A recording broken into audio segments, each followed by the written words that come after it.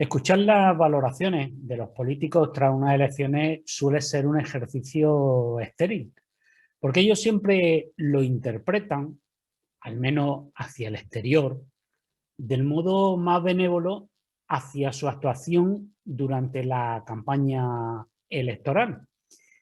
Y además son capaces de afirmar un día que esos resultados son extrapolables y al día siguiente decir que no es así. El resultado de las elecciones autonómicas de Madrid nos puede servir de referencia, pero solo de eso, de referencia. Es por tanto absurda la conclusión que como argumentario está lanzando el Partido Popular de que en Madrid han perdido aquellos que propiciaron la moción de censura de Murcia. Y la verdad es que el hecho es cierto, objetivamente es así. Esos son los que han perdido las elecciones de Madrid. Pero sacar una conclusión como esa, pues es como mínimo arriesgado, porque estoy convencido, sin ser madrileño ni vivir en Madrid, de que ni uno solo de los madrileños que votaron el pasado día 4 de mayo pensó en lo que había ocurrido en Murcia. Muy probablemente su cabeza estaba allí mismo, en Madrid, en la Moncloa, probablemente, pero no en Murcia. La realidad es que los territorios,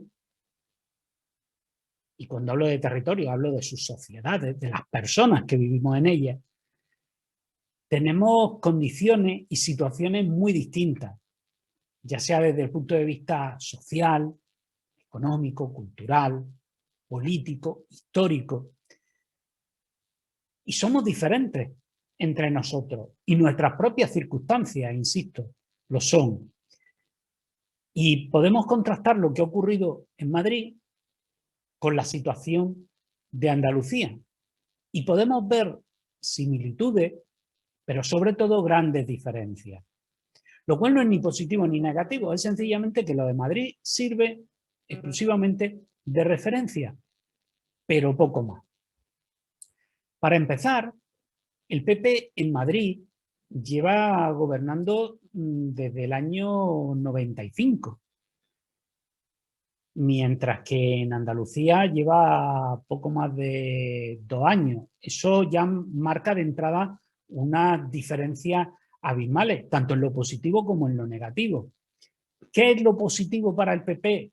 Pues lo positivo para el PP de Andalucía es que difícilmente, bueno, más allá de alguna elucubración de estas del socialista Rodrigo Sánchez Haro, más allá de lo que él diga, pues difícilmente aquí se va a poder acusar al Partido Popular de algún tipo de corrupción o cosa similar, entre otras razones porque ni siquiera habrán tenido tiempo.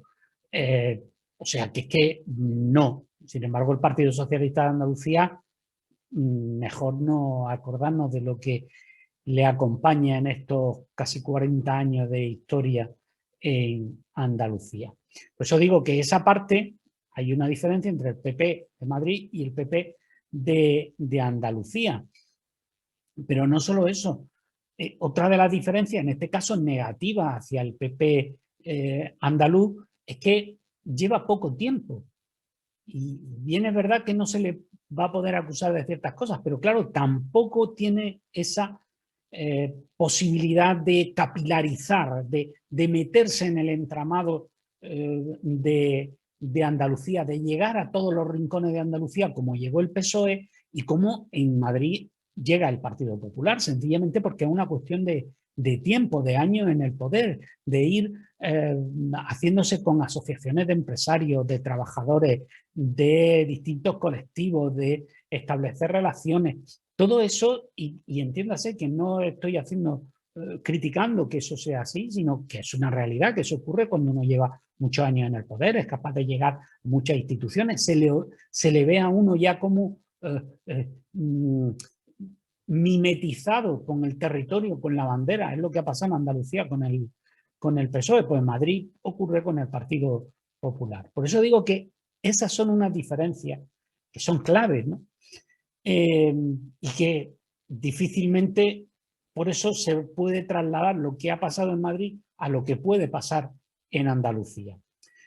Por otra parte, el PSOE andaluz está inmerso en una guerra de guerrillas que no existe en Madrid. Además, el PSOE de Madrid ha contado, con escaso éxito, por cierto, con todo el aparato de la Moncloa en apoyo a su candidato Ángel Gabilondo. En Andalucía, por el contrario, Susana Díaz, si es la candidata, va a contar como mínimo y en el mejor de los casos con la indiferencia de la Moncloa. Pero ojo, si Pedro Sánchez pone a uno de los suyos, van a ser los susanistas quienes en el mejor de los casos se muestren indiferentes ante su propio candidato al gobierno de Andalucía. Otra clave es que el PP lo tiene relativamente fácil en cuanto a su mensaje, sea quien encabece el cartel electoral. Porque si es Susana Díaz, basta con recordarle lo que no ha hecho en su tiempo de gobierno, que es algo todavía reciente en la mente de los andaluces. Pero si es otro, pues también tiene el PP un mensaje fácil. Es el candidato de Pedro Sánchez, que es el que pacta con Bildu, el que pacta con Esquerra Republicana, el que pacta con los independentistas catalanes, con los independentistas gallegos. Y eso que no se le ha perdonado al PSOE de Ángel Gabilondo en Madrid, porque era el PSOE de Pedro Sánchez, aquí en Andalucía tampoco se le va a perdonar.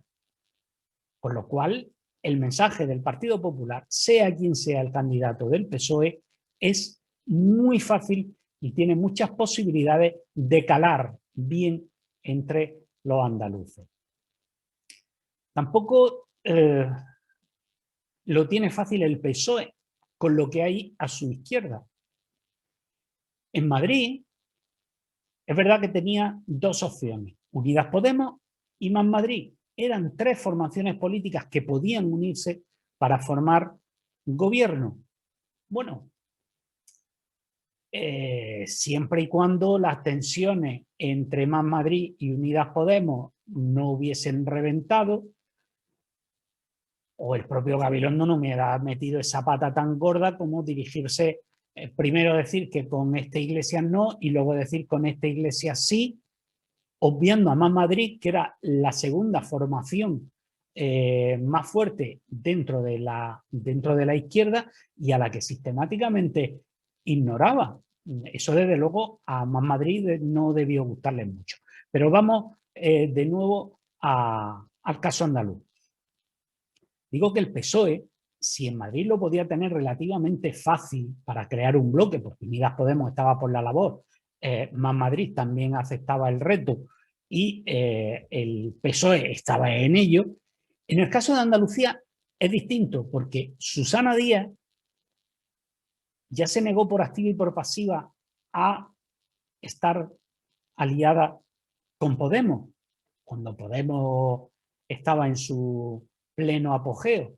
Pero es que ahora, además, existe una guerra mucho más cruda, porque lo que no van a hacer los de Teresa Rodríguez es darle su respaldo a una investidura de Susana Díaz, que es la que se está encargando de laminar a su grupo en el Parlamento andaluz, donde están cambiando las leyes.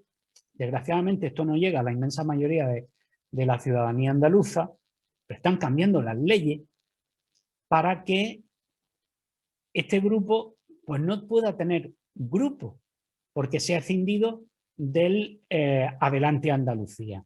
Bueno, esa guerra interna dentro de Adelante Andalucía entre uno y otro, que ha llevado a una división interna también del propio grupo, pues ha motivado que el Partido Socialista impulse, con el apoyo del Partido Popular y de Ciudadanos, incluso de Vox, impulsen un cambio de normativa para laminarlo, para dejarlo reducido a diputados independientes y no puedan ser grupos, sencillamente porque se ha producido esa escisión en el interior y en vez de crear dos grupos, pues el grupo y luego parlamentarios independientes. Bueno, pues esa situación en la que el PSOE está trabajando, bueno, pues motiva que está clarísimo que si Teresa Rodríguez vuelve al Parlamento de Andalucía, si los suyos vuelven al Parlamento de Andalucía después de las próximas elecciones, de ninguna de las maneras colaborarán para que Susana Díaz sea presidenta del gobierno andaluz. Esa es otra diferencia respecto a lo que está pasando en Madrid. A todo esto, la situación de Vox, que en Andalucía no es precisamente buena. Vamos a fijarnos solo en unos detalles. Ese grupo que empezó con 12 parlamentarios ya ha perdido algunos. Ha perdido a la parlamentaria por Almería, a una de las parlamentarias por Almería, sencillamente porque denunció el acoso del resto de su grupo y más concretamente de su otro compañero por Almería, que ahora lidera un sindicato, Correa de Transmisión de Vox. Bueno, pues Vox perdió a esta parlamentaria que era portavoz adjunta, ni más ni menos. Pero es que también perdió al portavoz, que tuvo que salir con el rabo entre las piernas entre acusaciones de corruptela.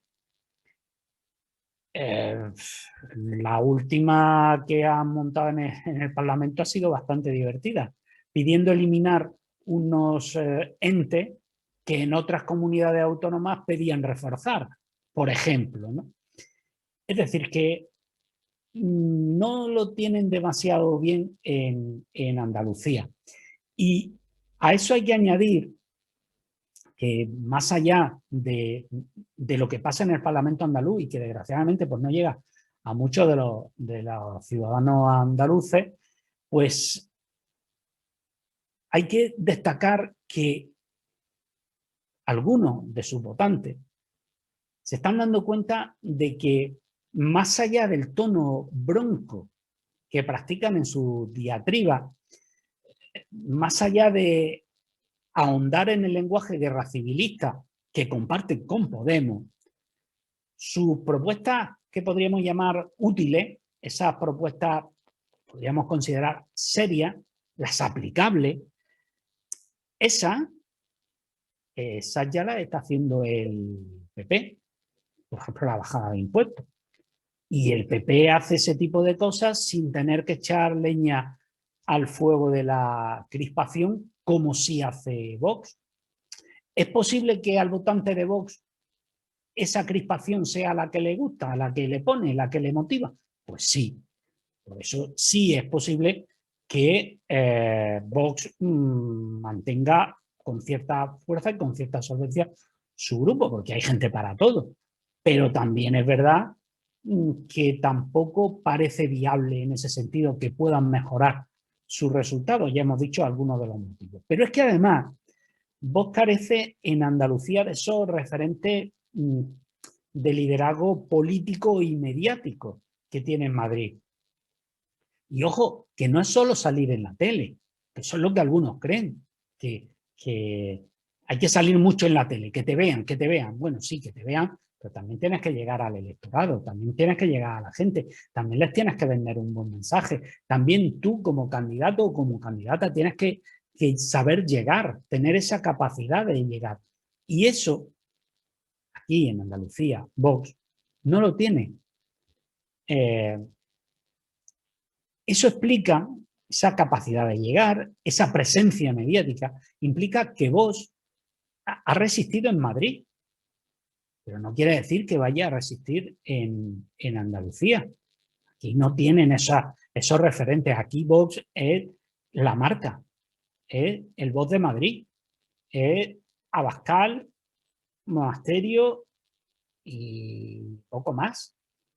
Entonces, si a esa marca vemos que no crece y además le añadimos la situación de la que le estoy hablando, tampoco es que parezca que Vox vaya a tener en Andalucía unos enormes resultados. Se puede parecer mucho a la situación de Vox en Madrid, es decir, que bueno, que en las próximas puedan tener 7, 8, 9, 10, sería un muy buen resultado para Vox llegar a la decena de parlamentarios, que sería incluso perder 2 respecto a los que tienen o tenían en el momento de ganarla, de entrar en las pasadas elecciones autonómicas.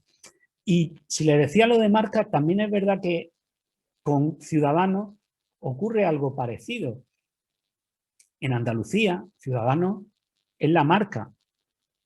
Por mucho que el vicepresidente del gobierno andaluz sea de Ciudadanos, por mucho que la presidenta del Parlamento andaluz sea de Ciudadanos, por mucho que se empeñen, realmente Ciudadanos en Andalucía es un reflejo de Ciudadanos a nivel estatal.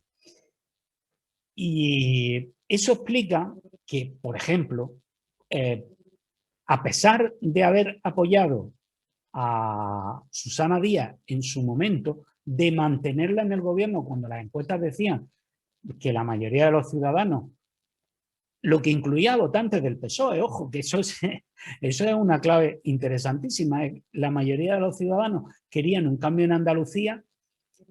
Bueno, pues Ciudadanos apoyó a Susana Díaz. Después de apoyarla, de apoyar al PSOE, en las siguientes elecciones aumentaron de votos y decidieron apoyar al Partido Popular. Hombre, yo creo que eso, algún despiste entre sus votantes tuvo que haber. Es decir, vamos a ver, apoyaste al PSOE y te he votado porque apoyaste al PSOE y ahora apoyas al PP, o al revés. No voté a Ciudadanos porque apoyó al PSOE, contra, si ahora apoya al PP. Quiero decir que eso siempre es muy difícil en un partido de centro, explicar eso. Y eso, que tiene su explicación, ojo, no ha calado entre la ciudadanía. ¿Por qué? Porque a la ciudadanía eso al final le acaba dando igual. Aquí lo que importaba era que Ciudadanos estaba en la cresta de la ola con su líder, con Albert Rivera, y luego seguía en la cresta de la ola con Inés Arrimadas. Pero esa ola, pues que se ha quedado sin cresta. Así que no lo tiene tampoco fácil Ciudadanos en Andalucía. Pero ya les digo, estamos hablando básicamente de tendencia. Tendencia, eso sí que lo podemos recoger del resultado de Madrid. Hay tendencia. Y ya está. Pero esa tendencia también tiene que ver con otras cosas, como por ejemplo con las campañas electorales. En el caso de Gabilondo y de Iglesias, es difícil hacer una campaña electoral peor. En el caso de Iglesias, es que empezó mal. Empezó mal. Es decir, ¿cómo te proclamas tú líder de la izquierda si resulta que te presentas para evitar que tu partido vaya a la irrelevancia y prácticamente a la desaparición? Si eres la fuerza política de izquierda con menos representación en la Asamblea de Madrid y encima te pones a ti mismo como líder de la izquierda, cuando encima con quien pretendes pactar es con aquellos que abandonaron tu partido porque no te aguantan y tú vas a liderarlo todo. Bueno, así se empezó mal. Luego, hombre, se ha visto que quien se ha hecho un nombre durante estos años de oposición ha sido Más Madrid. No Podemos. ¿Por qué? En fin, los dos estaban en la Asamblea de Madrid. Los dos partidos estaban en la Asamblea de Madrid. Los dos liderados por mujeres. Pero uno prácticamente iba a la irrelevancia y el otro, como hemos visto, se ha comido al Partido Socialista. Y en el caso de Gabilondo, pues también lo hemos visto. Es que en el caso de Gabilondo empezó con un eslogan y luego lo cambió. ¿Y por qué lo cambió? Lo cambió para hacer seguidismo de Podemos, cuando Podemos iba hacia el ocaso. Empezó con uno y luego siguió a Podemos. ¿Por qué? Porque lo cambió. No es Madrid, es la democracia. Es decir, se suma al carro de Pablo Iglesias, que decía que aquello era prácticamente un eslogan entre, una discusión entre fascismo y democracia. Bueno, pues el Partido Socialista, el partido mayoritario, en vez de mantener su línea política, mantener su propio mensaje, en vez de mantener sus propias ideas, se va y hace seguidismo del partido más pequeño y menos significativo de la izquierda, que es el que al fin y al cabo ha marcado la campaña electoral. Por eso digo que es que peor campaña que ha hecho el Partido Socialista y Unidas Podemos es muy difícil. Y ojo, mejor campaña que ha hecho Ayuso también es difícil, porque realmente conseguir 65 escaños sin prometer absolutamente nada es muy, muy difícil.